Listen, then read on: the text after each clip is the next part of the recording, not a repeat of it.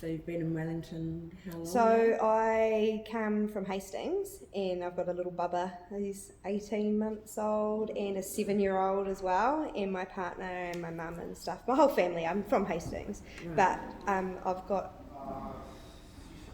a whole other life that's maybe he wants to start again. Should we just start again, Dictor? No, just carry on. Okay. Possibly edit out what's, yeah. So you've got a really young baby too. When did you get diagnosed with cancer?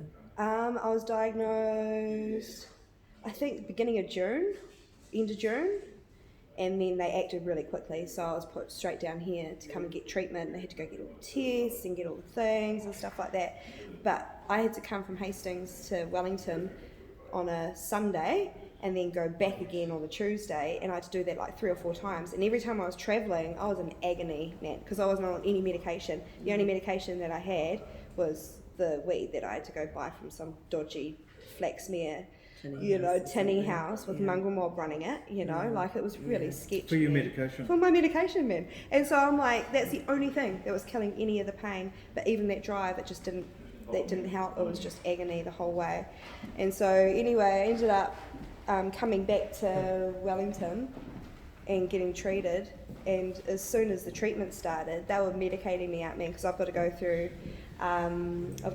through external radiation, internal radiation, and chemotherapy, and then possibly going to be getting surgery after all of this as well. Yeah. And so when they first started it, the chemotherapy, they were saying, and everybody says to me in my family, it's going to be so hard, it's going to be real rough, you'll do great, but it's going to be really hard. But it actually hasn't been all that rough, and I think because I haven't been having to take all the medication that the doctors are giving me. So the only medication that I'm needing to take is the ones that help combat my chemotherapy, which equate to like 4 pills a week versus 12 pills a day. Oh, no, that's amazing. That I would usually be getting prescribed. So and that's because of the addition of CBD stuff. So with the CBD is that it stops a whole bunch of the stuff that I've got going on, the inflammation on the inside. It makes my body feel like it's not filled with crap, And then the weed itself stops me from throwing up. They've got 6 different pills that would do the same job as my medication, as my weed would, And it's like, how are you guys not even doing this already for people, Like, I really just wish that more people... option for choice. Yeah. It's cruel. It's cruel that they don't give it out. It's cruel that I have to go to a tinny house to go and do it. And I've been sitting, because obviously I'm staying in Wellington as well, I've been sitting at a bus stop at 10 o'clock at night because I've been throwing up, and trying to ease that pain. I have to go to a bus stop and get hit up by hobos passing me in the street, seeing if they can have a puff, because I've got nowhere to go. Yeah. I had nowhere to go, and where is a safe place for me to go to? To take your medication? Yeah. Just to do the things that I need to do, that my body needs. My own medicine. Well. To feel good. So how did you hear about this cafe? So I saw it in the paper that he'd been arrested, and I'm like, holy crap, I think that's the one that's in, that one that was in Auckland. I'd heard about it. Right. And so I looked it up, and then I saw that it was actually a safe space that I could come to, so I didn't have to sit in the blithering cold after a day of treatment being hit up by hobos and crackheads walking past me in the street, that I've actually got a place that I can go to and be safe, have good people to talk to, not have to worry about anything, have a cup of tea if I want to, just a safe space, man. Yeah. Like, that's all I need. And my partner, when he came down, brought him here to show him the safe space that I'd be in, because for them it's really hard too, because they need to know I'm 9 weeks away from my family, man, like they need to know that I'm being looked after here as well, and that I'm not doing stupid things out in the streets, and having to go through that, so it's... So you've got no other family down here? No, I've got some friends, but no family, not family. And my heart, I just want to be back home, like more than anything in the world. I just got back from 5 days. I had a 5-day stint with him, so I'm all refreshed. I'm so happy, But so I start again with my treatment tomorrow, and So it's the last stint. I've got a couple more weeks to go, but I honestly feel that, you know, as much as people have been saying it's going to be hard, and it's going to be rough and all that stuff, out of all the days that I've been here, I've had like 4 bad days where I've just cried in the shower.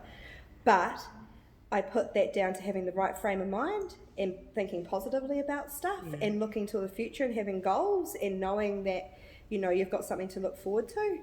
But it's also about being smart about listening to your body, and my body is so much better off not having all that extra crap in my body. I've just got weed, man. I've just got weed in my body. And it was your body that had told you. Yeah, that leading up to it. it's It's my body that's been telling me all along, you know, that I need weed. And look at me, from 12 pills a day to 4 pills a week while getting intensive treatment for cancer just because of a plant. It pisses me off, something chronic, that people are still getting in trouble for this, man, and it makes my heart bleed that people are paying so much money for it and they don't have access to it. Enough people don't have access to it. That 75-year-old man that I was talking to in the home with me had to remortgage his house because he's got a terminal cancer and Pharmac are charging through the roof for it. And he was too scared to go to a tinny house. He was too scared to go anywhere and knock up on somebody's door and wonder if he can score a foil, you know, who wants to do that? How much was Pharmac? Pharmac's, I think it's like $2,000 a month for treatment, for CBD THC treatment. And I've been accessing it without getting my sources in trouble, but I've been accessing mine from way up north since the beginning of it for CBD. And I'm paying $30 a month, man, you know, like the people that are actually helping and that are making it accessible for people need to not be criminalised for this shit, because they're doing it for the greater good and to help people like me. I'd be still medicated up to the eyeballs if it wasn't for CBD and weed, you know, like I wouldn't be able to get through it if it wasn't for it. So why the hell are people still getting arrested and charged? Yeah. And tending to your family as well. Yeah, with weed is quite different to. Yeah. Do you, It's so much different. Like things are a bit easier, you know. Like when you've got a medication that's so natural, you find that things just fall into place. You know, I don't know if it's because I've got youth. I'm only 35. I don't know if it's because I've got youth on my side or if it's weed. But my gut feeling is saying that it's weed, because every time I've had it, I've been able to, you know, look after I've been feeling better in myself. Yeah. My body feels more active, I feel more able to do stuff. It's like you can be more you for the people around you. Yeah. Every other time, like, I'm a busy person. I run my own business. I've got a massage business with 6 practitioners working for me. I work part-time for a big company, you know, doing 20 hours a week, 2 kids, a giant homestead at home that apparently I'm meant to clean by myself. But, you know, like, I'm a highly functioning member of society, you know, like I pride myself on being that. And just because I smoke weed doesn't make me a bad person. No. And just because I hooked a 75-year-old guy up with some CBD doesn't make me a bad person, you know, like it's just, You helped a brother out. Hard. Right? I put a smile on his dial, bro. He is just happy because for once he's not in pain and he doesn't have to be medicated up to the eyeballs on all this crap that's knocking him about, because it does knock you about, the stuff they put you on, man. Like, and CBD does nothing to your brain, you know, like it doesn't mess with your brain and make you stoned or anything like that, you know, but he's feeling the benefits of it already, and you can see it in his face, you know, like the difference between somebody who's been given a terminal diagnosis and they're just having to, you know, give up their life pretty much to get medication is so cruel. It's so cruel. And you can see that person like that, but the state can't see people in pain like that. Somehow the state is going to blind to the fact that we're just people helping other people out. Yeah. How could that possibly be a rescue? How could that be wrong? I don't even get it. It's screwed. So, sorry, what's your name again? Oh, my name's Sonya. I'm Sonya. Sonya Healy from Hastings. How are you? Hi, I'm good. Hey, I'm Byron. Hi, nice So to lovely meet to you. meet you. Yeah, you too, man. Yeah. This is Jerry. Hi. Hello. Hi. I love your face. Good to see your face, bro. Yeah. Seen each other before we got Yeah, she's been in here a few times. I figured that. So you had a long time of treatment already. Your baby's still really young. So you were like, was your baby up and running around? Oh, so when I left, and, like, how did you initially thought, was it a smear that had come back Oh my God. abnormal, or Yeah. was it a muck up with, like, you're in late stages of Cancer. and Yeah. getting this treatment. Yeah. Why? So Why? Because it's so young. Yeah, so usually cervical cancer is like most common in people from 35, and I'm 35, you know, so I've drawn the short end of the stick with that one, you know, but hindsight's a beautiful thing, and cancer puts you on this crazy journey of examining why you're the one with cancer and what got you the one to be with cancer, you know, and so upon reflection, I didn't go for a smear test for like 5 years because I'm such a highly functioning member of society. I'm doing too much stuff, man. I've got too much on my plate. I've got a baby, I've got a 7-year-old, I've got 2 jobs, holding down the fort, you know, being a busy person. And when symptoms were coming up, I was kind of just like, oh, that's just that, oh, that's just period pain, oh, that's just because, you know, like, oh, everybody feels crap sometimes, you know. And I didn't get a check for 5 years because I didn't like the thought of getting a check. It's not a fun thing to do. It's not your favourite pastime, you know. And so I put it off and put it off and put it off. And so I kept going back to the doctor, and then one day my doctor changed GPs because I'm at a medical centre. And so my one left, a new one came in, and she was like, you need to get your smear test done. And so she got me on the table, and as soon as she got me on the table, she was referring me straight away to the hospital saying, you need to get this checked out. And so within a couple of days I was in the hospital getting a biopsy done, and they didn't really say anything at that point. It was just like, oh, something's wrong, you know, like whatever. And so I thought that because I had a C-section with my bubba that they would have picked something up then if anything was wrong, but they didn't. They're not there to do that job. That's not the job they're there to do at that time, you know. And so when the biopsy came back, they said, yeah, it's cancerous. I was just like, holy crap, you know, like your whole world just stops, man, you know, and suddenly it starts making sense why I was going through all that stuff, you know. And then when you know, I think knowing as well starts a massive decline in your health. And so I lost like 31 kgs because I was really big.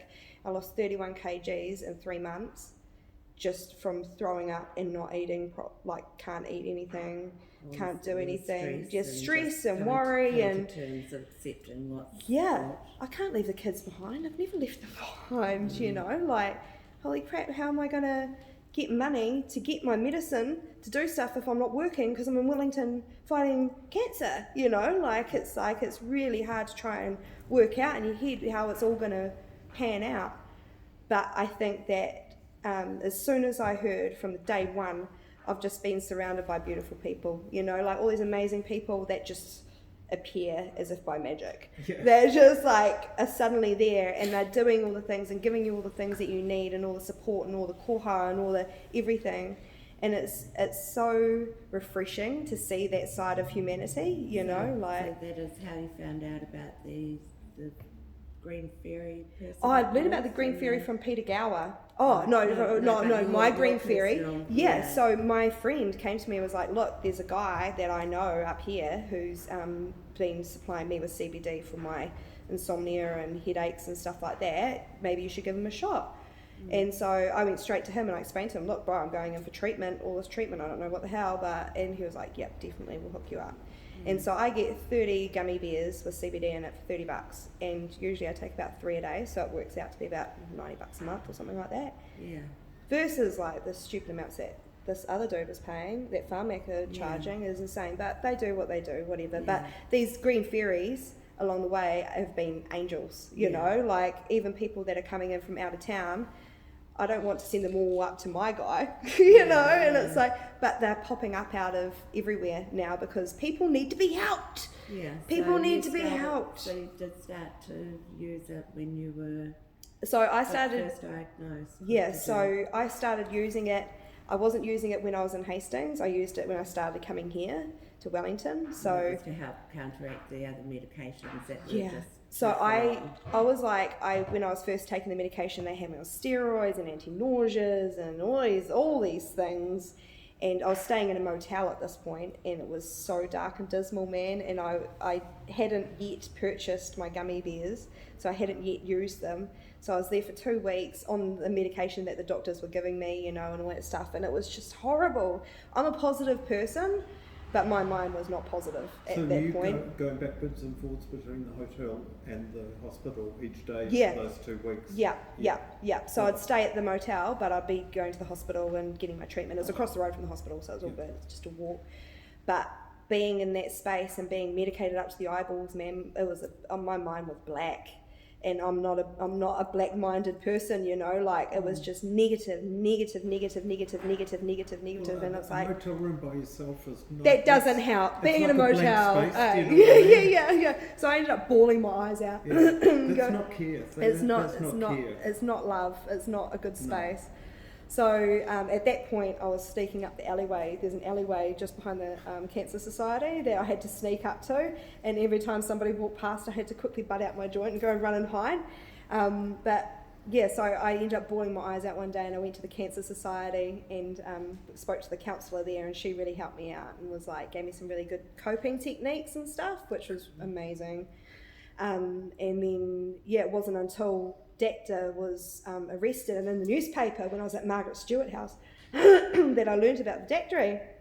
And I was like, oh my God, that place is like, I need to Facebook it or I need to Google it or something. I found out where it was, and I'm like, right, I'm going to go there one day when it's open, and I'm going to go and check it out and see what it's like. And so I was a little bit sketched to begin with because, I don't know anybody here.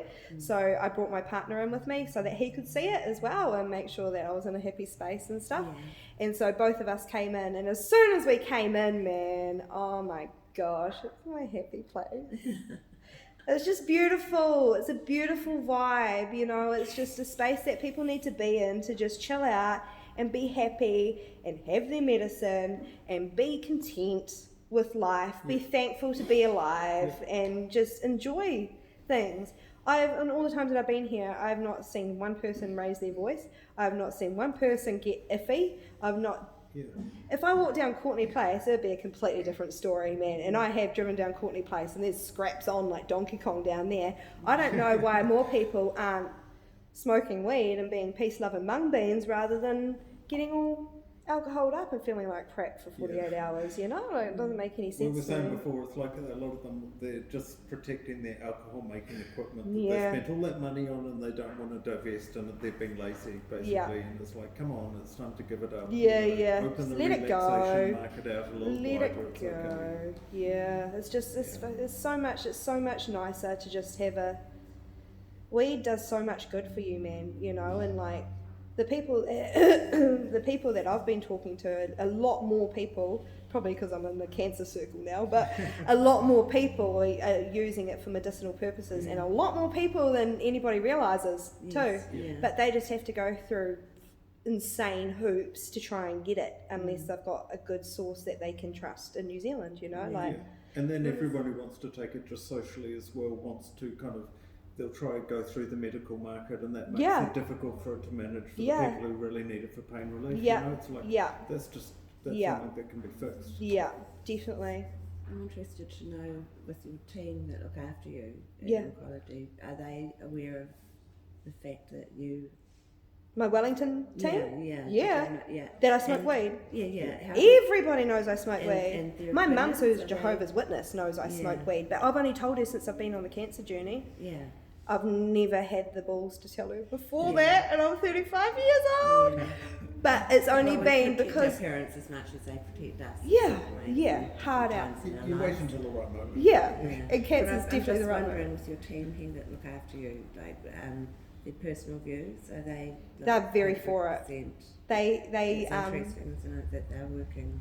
And it's interesting that they're working in a system that is making it very limited for what is on offer as treatment goes. To get a prescription through a doctor. There's only a certain amount of doctors I hear that will actually. Some of them still have their personal views, Can you remember how your first conversation went with a clinician or person about cannabis when you went to the hospital? So I went to the hospital and they said, do you take any medication? And I said, yes, I take codeine because my tooth's wasted. and I smoke a bucket load of weed. And she just looked at me and giggled and said, and how does that work for you? And I said, well, it's been working great so far, and it'd be great if you could give me some more. But she said that she's not allowed to. But it wasn't awkward after that. No, I've been straight up with everybody, every nurse, every doctor, everybody I've ever spoken to. I've told them I smoke weed and it's my medicine. Yeah. I don't need your blah blah blahs. Yeah. I've got my weed. But what I mean is no negative anything about it for you. I haven't had any negativity. I haven't had any negativity. The only negativity that I've had is from really small-minded people who keep pushing that it's illegal. Pushing that it's illegal, you know, and saying, you know, it's a drug and blah blah blah. Majority of people that I talk to completely understand that I use it for medicinal purposes, and they completely understand that I also like to do it because it makes me smile. Yeah. So it's fun. Good luck, Sonya. Yeah. All the best. I'll rock it. You're amazing. Yeah. You're so strong. Superpowers, man. Yeah, right. Weed, man.